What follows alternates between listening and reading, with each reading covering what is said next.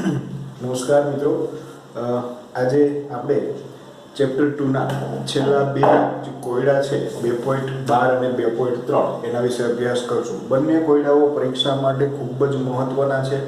આ પાઠમાંથી એક 4 માર્કનો પ્રશ્ન પૂછાય, એમાં દાખલાઓની શક્યતા પણ વધારે હોય છે અને આ બે દાખલા છે એ 4 માર્કમાં પૂછવા માટે એકદમ યોગ્ય છે. કોયડો બહાર છે કે 25 ગ્રામ બેન્ઝીનમાં ઓગાળેલા 2 ગ્રામ બેન્ઝોઇક એસિડ, એનો મતલબ કે બેન્ઝોઇક એસિડ છે એ દ્રાવ્ય પદાર્થ છે અને 25 ગ્રામ બેન્ઝીન છે એ દ્રાવક છે. બેન્ઝોઇક એસિડનું અણુસૂત્ર C6H5COOH. ઠાર બિંદુમાં અવનયન બરાબર એટલે કે ડેલ્ટા ટીબી 1.62 કેલ્વિન આપી દીધું છે. બેન્ઝીન માટે મોલર અવનયન અચળાંક એટલે KF 4.9 કેલ્વિન ઇન્ટુ કેજી પ્રતિ મોલ ઇન્વર્સ આપેલું છે. જો એસિડ દ્રાવણમાં દ્વિઅણુ બનાવતો હોય એટલે કે ડાયમર બે અણુ બનાવતો હોય, જો સંયોજાઈને, અહીંયા સુયોજનની વાત કરે છે એટલે કે બે અણુઓ ભેગા થઈને એક અણુ બનાવતા હોય, એટલે મેં n બરાબર 2 લીધું છે. તો એસિડનું કેટલા ટકા સુયોજન થશે એ મેળવવાનું છે. એસિડનું કેટલા ટકા સુયોજન થશે. તો આ દાખલા માટે આપણે જે વોન્ટોક અવયવ જે છેલ્લી થિયરી છે એ મુજબ આપણે એનો I મેળવવો પડે. તો સૌથી પહેલા તો જે વસ્તુઓ આપેલી છે એને આપણે મેન્શન કરીએ કે W1 દ્રાવક જે 25 ગ્રામ બેન્ઝીન છે C6H6, W2 દ્રાવ્ય જે 2 ગ્રામ બેન્ઝોઇક એસિડ છે C6H5COOH, M2 ની જરૂર પડશે એટલે બેન્ઝોઇક એસિડનો આણ્વિક દળ 122 ગ્રામ પ્રતિ મોલ. હવે આપણને મેળવતા આવડે. કાર્બન 6, હાઇડ્રોજન 6, કાર્બન 7, હાઇડ્રોજન 6 અને ઓક્સિજન 2 હશે. ડેલ્ટા TF નું મૂલ્ય 1.62 કેલ્વિન, KF નું મૂલ્ય 4.9 કેલ્વિન ઇન્ટુ કેજી પ્રતિ મોલ છે અને દ્વિઅણુ n બરાબર 2 લેશું. આનું સંયોજનના ટકા મેળવવાના છે. તો જોજો કઈ રીતે સ્ટેપ વાઇઝ દાખલો ગણવાનો છે.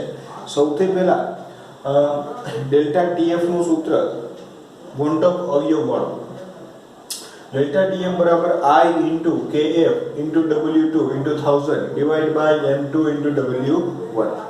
આમાંથી આપણે I ને કરતા બનાવીએ.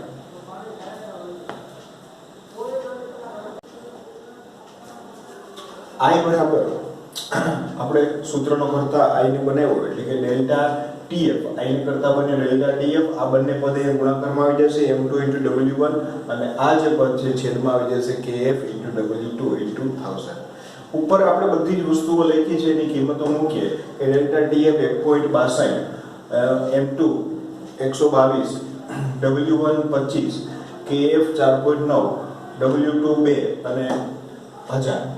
આનું સાદુરૂપ આપતા આપણને 0.504 જે I મળ્યો વોન્ટોક અવયવ.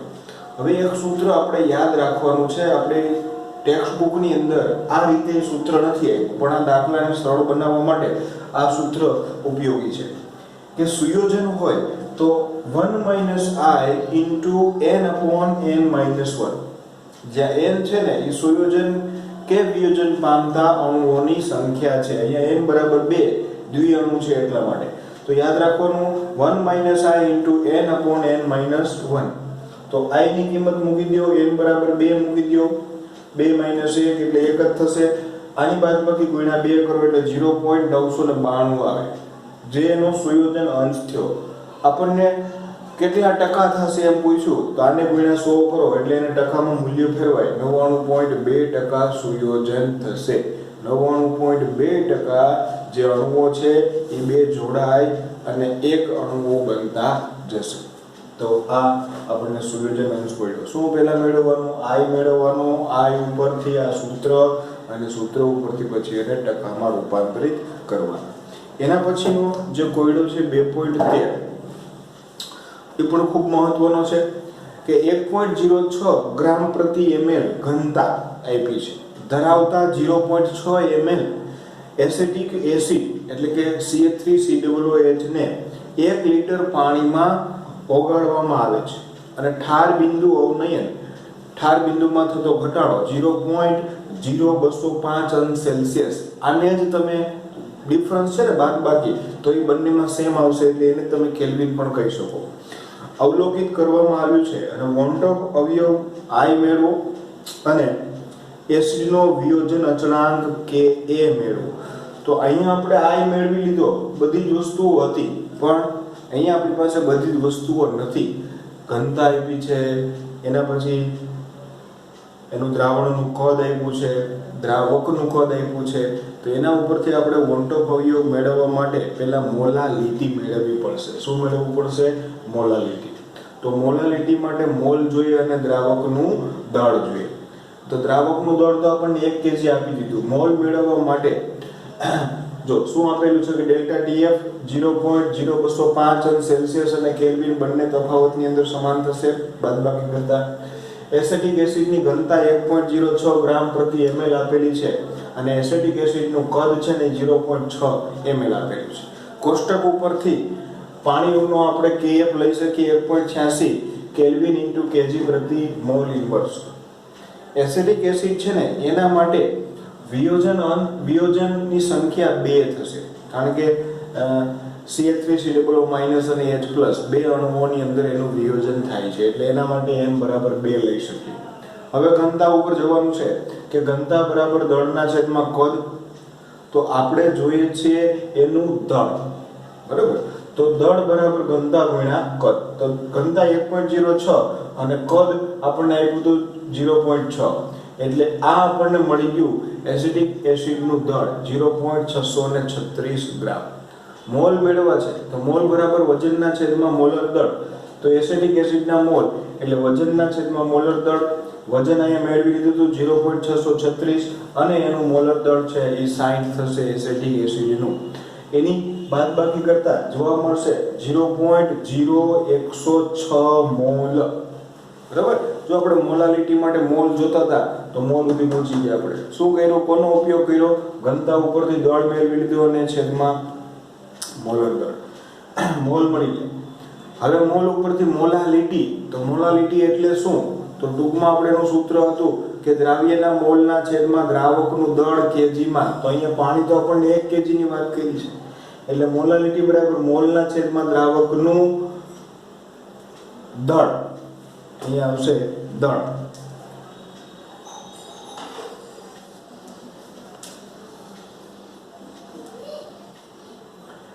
તો મોલ 0.0106 ના છેદમાં એનું દળ 1 kg ભાગાકાર છેદમાં 1 જ છે, એટલે ઈ જ એની શું થશે? મોલાલિટી. હવે આપણે I મેળવી શકીએ. કેમ? તો કે વોન્ટોફ અવયવના જે સૂત્રો છે એની અંદર કે ડેલ્ટા TF બરાબર I into KF into m એટલે મોલાલિટી. હવે આપણી પાસે મોલાલિટી પણ છે, KF પણ છે અને ડેલ્ટા TF પણ છે, એટલે I ને કરતા બનાવો એટલે ડેલ્ટા TF ના છેદમાં KF ઇન્ટુ m મોલાલિટી. કિંમતો મૂકો 0.0205 ના છેદમાં 1.86 ગુણ્યા 0.0106. આનું સાદુરૂપ આપતા તમને I મળ્યો 1.041 નિયર અબાઉટ 1.041. બરાબર. હવે શું કરવાનું છે? જેમ અહીંયા આપણે સુયોજન અંશનું સૂત્ર વાપર્યું હતું એ જ રીતે એક વિયોજન અંશનું સૂત્ર થાય. વિયોજન અંશનું સૂત્ર I-1 ના છેદમાં n-1. આ સૂત્ર યાદ રાખવાના છે 2. આ બંને સૂત્રો સુયોજન અને વિયોજનના યાદ રાખવાના છે. 1 I-1 ના છેદમાં n-1. n એટલે તો કે સુયોજન, અહીંયા વિયોજન પામતા અણુઓની સંખ્યા કેટલા થશે? 2. તો I 1.041 1 ના છેદમાં 2 - 1 એનો જવાબ મળ્યો 0.041. એ મળી ગયો આપણને એનો વિયોજન અંશ. જો તમે આને આલ્ફા કહી દો વિયોજન અંશ, તો આપણે ધોરણ 11 ની અંદર સંતુલનમાં ભણી ગયા હતા કે એસિટિક એસિડ જ્યારે સંતુલન અવસ્થામાં પ્રક્રિયા થાય ત્યારે એમાંથી 2 આયનો મળે, એસિટેટ આયન અને હાઇડ્રોજન આયન H+ આયન. શરૂઆતની સાંદ્રતા તમે આને C કહી દો, હજી પ્રક્રિયા આગળ વધી જ નથી, તો આ બંનેની સાંદ્રતા કેવી હશે? 0 હશે. જેમ જેમ પ્રક્રિયા આગળ વધશે, સંતુલને પહોંચશે, ત્યારે આમાંથી અમુક સાંદ્રતા માઈનસ થશે અને એટલી જ સાંદ્રતા આમાં શું થશે? પ્લસ. તો કેટલી માઈનસ થશે? તો કે C alpha. C - C alpha. આમાં કેટલી પ્લસ થશે? તો કે C આલ્ફા અને C આલ્ફા. તો આના માટે એસિડના વિયોજન અચળાંકનું સૂત્ર આપણે આવ્યું હતું કે Ka બરાબર C આલ્ફા સ્ક્વેરના છેદમાં 1 માઈનસ આલ્ફા. તો C છે એની કોન્સન્ટ્રેશન સાંદ્રતા અહીંયા આપણે શેમાં લીધી છે તો મોલારિટીમાં, એટલે 0.0106 ઇન્ટુ 0.041 નો સ્ક્વેર, આલ્ફા નો સ્ક્વેર. આ આપણને વિયોજન અંશ છે ને એને આલ્ફા લેશું છેદમાં 1 માઈનસ આલ્ફા.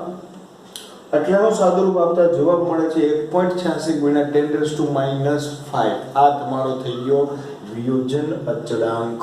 જો યાદ, આ અંશ છે એટલો ભાગ વિયોજન પામશે અને આ છે એ વિયોજન અચળાંક છે. બંને વચ્ચેનો ડિફરન્સ છે એ જોજો. તો દાખલાની અંદર શું કર્યું આપણે, જો થોડો લાંબો દાખલો છે પ્રોસેસમાં. પેલા ઘનતા હતી, ઘનતા ઉપરથી દળ મેળવવું, દળ ઉપરથી મોલ મેળવવા, મોલ ઉપરથી મોલાલિટી મેળવી, મોલાલિટી ઉપરથી આઈ મેળવો, આઈ ઉપરથી વિયોજન અંશ મેળવો અને પછી આપણે વિયોજન અચળાંક Ka મેળવો. ક્લિયર છે? સ્ટેપ બાય સ્ટેપ દાખલો કરશો એટલે એકદમ ઈઝી રીતે તમે કરી શકશો. હવે સ્વાધ્યાયની અંદર જે અમુક દાખલાઓ છે, થિયરી છે એ તો મેં ભણાવી દીધી છે અને એ તમારે જોઈ લેવાની છે. અમુક દાખલાઓ કે જેની સમજ કેળવવી જરૂરી છે એ હું તમને ભણાવું છું. સ્વાધ્યાયનો 2.4 દાખલો રકમ ટેક્સ્ટ બુક સાથે રાખી અને આ બધા દાખલાઓ છે તમારે બુકની અંદર ગણવાના છે. પહેલા જોઈ લેવાનો વિડીયો ને પછી જાતે ગણવાની ટ્રાય કરવાની. ન સમજાય તો ફરીથી વિડીયો જુઓ. પ્રયોગશાળા કાર્યમાં વપરાતો સાંદ્ર નાઇટ્રિક એસિડ દળથી 68% છે. જો ધ્યાન રાખજો, આપણે કોયડાઓની અંદર પણ ભણી ગયા કે જ્યારે દળ ટકાથી વાત કરી હોય ને ત્યારે આપણે ટોટલ દળ 100 ગ્રામ લેશું. કેટલું? 100 ગ્રામ. અને 68% છે એનો મતલબ કે એમાં ઈ સંયોજનના ગ્રામ કેટલા લેવાના તો કે 68 ગ્રામ. તો અહીંયા આપણને એમ કીધું કે HNO3 percentage of weight by weight 68%. આનો મતલબ હું તો કે HNO3 નું weight W એટલે જો હું સંજ્ઞાઓ લખીશ કે weight બરાબર 68 ગ્રામ્સ. કેટલા? 68 ગ્રામ. તો મોલર દળ HNO3 નું મોલર દળ છે એ 63 ગ્રામ પ્રતિ મોલ થશે. કઈ રીતે તો કે 16 કરીને 48 ને 49 ને વત્તા 14 કરો એટલે 63 ગ્રામ પ્રતિ મોલ એનું મોલર દળ. આપણે એની જરૂર પડશે. પછી શું કીધું છે? દ્રાવણની ઘનતા આપી દીધી 1.504 ગ્રામ પ્રતિ ml હોય તો એસિડના આવા નમૂનાની મોલારિટી કેટલી થશે એ મેળવવાની છે. તો ઘનતા આપી છે તો મોલારિટી માટે આપણે દ્રાવણનું કદ જોઈએ. તો કદ બરાબર દળના છેદમાં ઘનતા. દળ 100. જો અહીંયા ધ્યાન રાખજો, અહીંયા 100 દળ કેમ લીધું? અહીં તો ભાઈ તમે 68 ગ્રામ લીધું, પણ 68 ગ્રામ તો માત્ર કોનું દળ છે? HNO3 નું છે. જ્યારે આપણે ઘનતા આપી હોય ને આખા દ્રાવણની આપી હોય અને આ 68 ગ્રામ આપણે કેટલાય ગણ્યા? 100 ગ્રામ. મેં તમને હમણાં ચર્ચા કરી હતી કે જ્યારે દળ ટકા હોય ત્યારે ટોટલ આપણે 100 ગ્રામ લઈએ અને એમાંથી દ્રાવ્યના અથવા તો જે એક ઘટકના જે વજન છે એનો 68 ગ્રામ લીધું તો બાકીનું બીજું છે એ 32 ગ્રામ હોવું જોઈએ. બેયનો સરવાળો કરો એટલે કેટલા ગ્રામ થાય? 100 ગ્રામ. ત્યારે આપણને આ ઘનતા આપેલી છે. એટલે કે દ્રાવણનું કદ બરાબર 100 ગ્રામ ના છેદમાં ઘનતા 1.504 એટલે આપણને દ્રાવણનું કદ મળશે 66.5 ml. આપણને ઘનતા પણ એ જ રીતે આપેલી છે ગ્રામ પ્રતિ ml એટલે ml માં મળશે. હવે મોલારિટી બરાબર શું છે તો કે દ્રાવ્યનું વજનના છેદમાં દ્રાવ્યનું મોલર દળ ગુણ્યા દ્રાવણનું કદ. જો લીટરમાં હોય તો ઉપર કઈ ગુણવાના નહીં અને ml માં હોય તો ઉપર 1000 વડે ગુણવા. આપણે અહીંયા ml માં છે 66.5 ml છે એટલે મેં 1000 વડે ગુણ્યા. W 68 આપેલું છે ગુણ્યા 1000 m 63 ગ્રામ પ્રતિ મોલ છે અને V 66.5 છે. સાદુરૂપ આપતા આની મોલારિટી 16.23 મોલર મળે છે. કેટલી મળે છે? 16.23 મોલર. તો આ રીતે ઘનતા ઉપરથી દ્રાવણનું કદ મેળવી અને મોલારિટીના સૂત્રમાં મૂકી અને મોલારિટી મેળવી શકાય. 2.5મો દાખલો એવો આપ્યો છે કે પાણીમાં ગ્લુકોઝના દ્રાવણ પર, જો અહીંયા ગ્લુકોઝનું દ્રાવણ આપ્યું અને પાણીમાં 10% વેઇટ બાય વેઇટ છે, 10%. હવે આનો મતલબ આની આગળ આપણે ભણી ગયા કે 10 ગ્રામ ગ્લુકોઝ હશે, 90 ગ્રામ શું હશે? પાણી હશે. એક લેબલ એવું લગાવેલું છે કે 10% weight by weight, percentage of weight by weight glucose. તો દ્રાવણની મોલાલિટી અને દરેક ઘટકના મોલન્સ કેટલા હશે? જો દ્રાવણની ઘનતા 1.2 ગ્રામ પ્રતિ ml હોય તો દ્રાવણની મોલારિટી પણ મેળવવાની છે. બધું પૂછી લીધું, મોલાલિટી પૂછી લીધી, મોલારિટી પૂછી લીધી અને મોલ અંશ કેટલા હશે ને એ પૂછી લીધા. તો આવા દાખલા માટે પહેલા જરૂરી વસ્તુઓ ભેગી કરવાની. એક જ લેબલ લગાવેલું છે 10% W/W ગ્લુકોઝ એવું બોટલ ઉપર લખેલું છે, એમાંથી બધું આપણે મેળવવું છે. 10% W/W એટલે હું તો કે 10 ગ્રામ ગ્લુકોઝ છે. W2 ને હું દ્રાવ્ય કહું છું ને એના માટે ગ્લુકોઝ જ વાત છે, બરાબર. W1 દ્રાવક કેટલા ગ્રામ છે? 90, બેનો સરવાળો 100, એ વાત છે. W2 ગ્લુકોઝ છે, ગ્લુકોઝનું આણ્વીય દળ M2 180 ગ્રામ પ્રતિ મોલ થાય. જો અમુકના યાદ જ રખાય, ગ્લુકોઝનું 180 ગ્રામ પ્રતિ મોલ થાય. એ જ રીતે પાણીનું આપણને ખબર છે 18 ગ્રામ પ્રતિ મોલ થાય. હવે બેયના મોલન્સ મેળવવાના છે એટલે મોલ જોઈએ જ. ઓમાય મોલ જોશે, મોલારિટીમાં મોલાલિટીમાં. ઓકે, તો બીજી એક ઘનતા આપેલી છે 1.2 ગ્રામ પ્રતિ ml. કેપિટલ M એટલે મોલારિટી, સ્મોલ m એટલે મોલાલિટી અને x એટલે મોલન્સ. ત્રણેય વસ્તુઓ મેળવવાની છે. ચાલો સૌથી પહેલા આપણે રો મટીરીયલ ભેગું કરી લઈએ. રો મટીરીયલ એટલે મોલ. N1 એટલે N1 છે એ દ્રાવક છે. દ્રાવક કોણ છે? તો કે પાણી છે. W1 ના છેદમાં M1, પાણીનું દળ 90, અણુભાર 18, 18 × 90 એટલે 5 મોલ થયા મિત્રો. હવે N2 ગ્લુકોઝ, તો ગ્લુકોઝનું વજન છેદમાં એનો આણ્વીય દળ 10/180, ભાગાકાર કરો એટલે 0.0355 મોલ જે ગ્લુકોઝના મોલ આવ્યા. 2 મોલ થઈ ગયા. હવે આખા દ્રાવણનું કદ, તો કદ ક્યાંથી મળે? ઘનતા આપી છે, તો કદ બરાબર દળના છેદમાં ઘનતા. જો અહીંયા ફરીથી દળ 100 લીધું, અહીંયા પણ 100 લીધું એટલે યાદ રાખવાનું આ વાત. ઓકે, તો 100 ના છેદમાં ઘનતા 1.2 એટલે આપણને એનું કદ મળ્યું 83.33 ml. એ દ્રાવણનું કદ થયું. હવે પહેલા છે એ મોલાલિટી મેળવી લે. શું મેળવી લે? મોલાલિટી. તો મોલાલિટી બરાબર શું છે? તો કે મોલના છેદમાં દ્રાવકનું દળ કેજીમાં, દ્રાવકનું દળ કેજીમાં ગુણ્યા 1000. જો કેજીમાં ન હોય તો ગ્રામમાં હોય એટલે આપણે 1000 વડે ગુણવા પડશે. તો N2 કેટલા મોલ છે? તો કે 0.0555. W1 એટલે કોણ હોય? તો કે દ્રાવક, અને દ્રાવક કોણ છે? પાણી. પાણીનું વજન 90 ગુણ્યા 10⁻³ 1000 ને લખ્યા. સાદુરૂપ આપવું એટલે 0.617 જે મોલાલિટી મળશે. શું મળશે? મોલાલિટી. ઓકે, હવે મોલારિટી મેળવવાની છે. તો મોલારિટીનું સૂત્ર તો કે મોલના છેદમાં દ્રાવણનું કદ, બરાબર છે. ml માં લ્યો તો 1000 વડે ગુણવાના. તો N2 ફરીથી અહીંયા 0.0355 ના છેદમાં 83.3, જો અહીંયા કદ આપણને ઘનતા ઉપરથી મળ્યું હતું, ગુણ્યા 10⁻³ સાદુરૂપ આપવું એટલે 0.666 મોલારિટી આપણને મળી.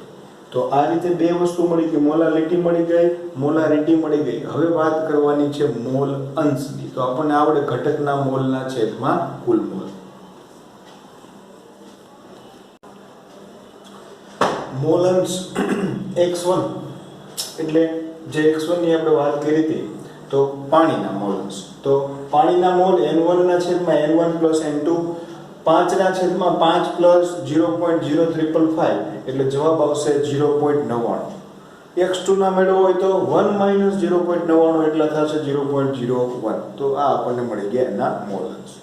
એકદમ સિમ્પલ હતું વાત. ત્રણ વસ્તુ મેળવવાની કીધી હતી, મોલારિટી, મોલાલિટી અને મોલ અંશ.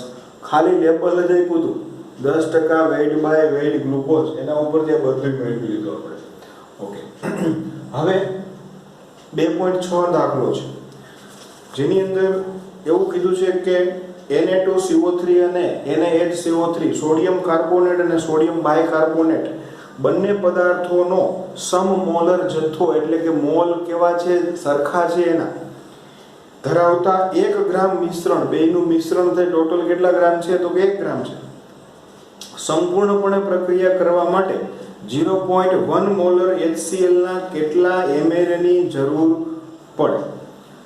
બરોબર, HCl ના કેટલા ml અથવા તો મોલ ની જરૂર પડે એવું પૂછ્યું છે આપણે HCl ના. તો સૌથી પહેલા તો આપણે ઓલો બે જે Na2CO3 અને NaHCO3 ઈ બેયના જે મોલ છે ઈ મેળવી લેવા પડશે.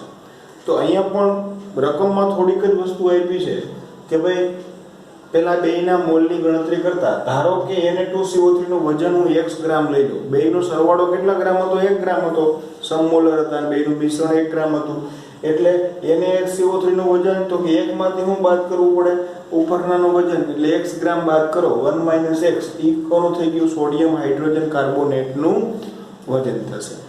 હવે તો કે આનું આણ્વિક દળ Na2CO3 નું આણ્વિક દળ 106 ગ્રામ પ્રતિ મોલ થશે અને NaHCO3 નું આણ્વિક દળ 84 ગ્રામ પ્રતિ મોલ થશે. Na2CO3 ના મોલ N1 વજનના છેદમાં અણુભાર x ધાર્યો તો 1/106. NaHCO3 ના મોલ N2 1 - x લીધા અને છેદમાં 84. હવે બે સમમોલર છે, N1 બરાબર N2 છે, તો ધેરફોર આ બરાબર આ થશે. ક્રોસ ગુણાકાર કરો અહીંયા એટલે 84x બરાબર 106 - 106x. આ બાજુ આવી જાય એટલે પ્લસ થાય.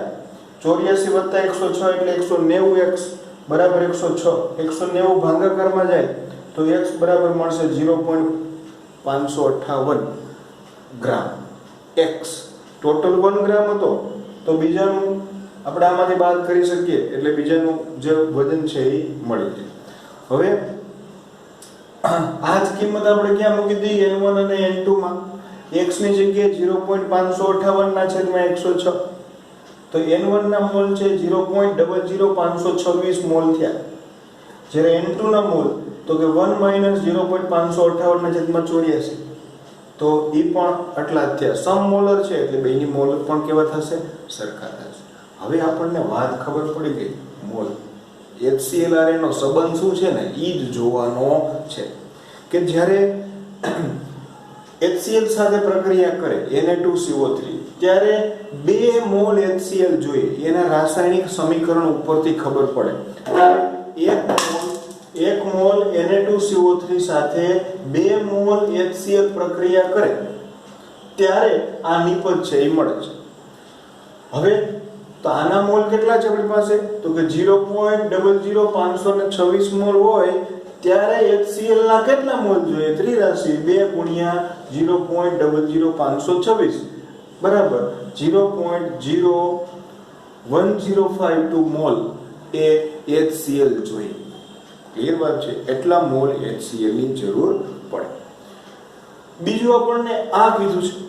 હવે જ્યારે NaHCO3 પ્લસ HCl ની પ્રક્રિયા કરો ત્યારે બંનેનું પ્રમાણ કેટલું છે? 1:1. 1 મોલ સોડિયમ હાઇડ્રોજન કાર્બોનેટ ની સાથે 1 મોલ HCl જોઈએ તો અહીંયા જેટલા મોલ હશે એટલા જ મોલ કોની જરૂર પડશે? HCl. તો 0.00526 મોલ હોય ત્યારે HCl પણ કેટલા જોઈએ? 0.00526. હવે આ HCl છે ને એ તો બેય સાથે પ્રક્રિયા કરે છે તો આને જોતા એ મોલ અને આના મોલ ઈ બંનેનો સરવાળો કરો. આપણને પૂછ્યું કે કુલ કેટલા મોલ HCl જોશે તો કે 0.01052 પ્લસ 0.00526 બેયનો સરવાળો કરતા ઈ જે મોલ આવ્યા 0.01578 મોલ HCl ની જરૂર પડશે સંપૂર્ણ સોડિયમ કાર્બોનેટ અને સોડિયમ હાઇડ્રોજન કાર્બોનેટ ના 1 ગ્રામ સાથે પ્રક્રિયા કરવા માટે. ક્લિયર વાત છે મિત્રો? તો એ 2.6 દાખલો હતો.